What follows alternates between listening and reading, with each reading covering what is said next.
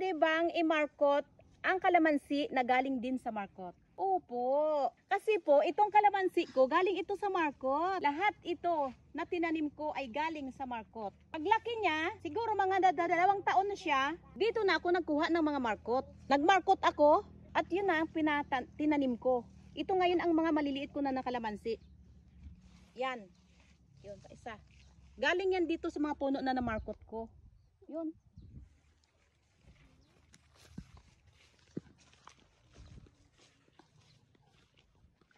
Ito na ang produkto ng mga markot kong kalamansi.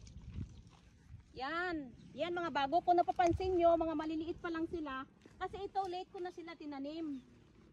Diyan na sila galing sa mga malalaking puno ng kalamansi. Katulad nito. Yan. Ito. Ito. Yan. Mga bagong tanim na yan. Ako na yan lahat nagmarkot. Opo, mga bagong tanim na yan. Dito yan, magaganito na sila. Oh. Ito, oh. Yan. Kakat ko, tapos itatanim.